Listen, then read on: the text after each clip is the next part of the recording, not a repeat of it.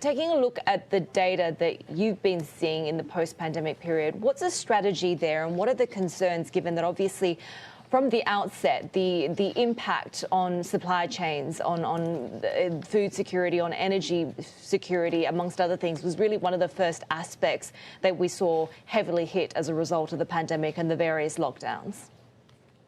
Yeah, so I'd say in the first half of the year, one of the major trends was very strong imports of soybeans. There was a very big concern that coronavirus or lockdowns could disrupt ports from major exporting countries like the US, Brazil, or Argentina. So we saw very strong soybean imports in the first half of the year, and that's still continuing now. We've also seen a very strong import of corn. Traditionally, China does not import that much corn, but so far this year we're at nearly 7.5 million tons, and China is still actively buying both from the US but also from Ukraine.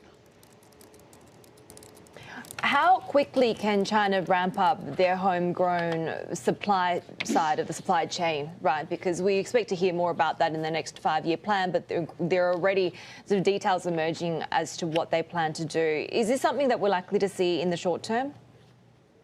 No, it is not likely that we're going to see it in the short term. The main focus is obviously still on creating self-sufficiency and domestic production, but there's a lot of very long-term issues.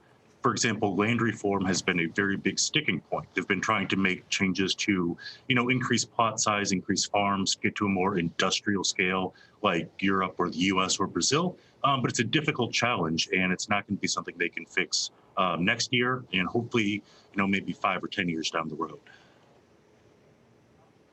Not to mention that we have seen China really being hit by recent typhoons in the northeast. What have been some of the challenges that their agricultural sector has faced recently?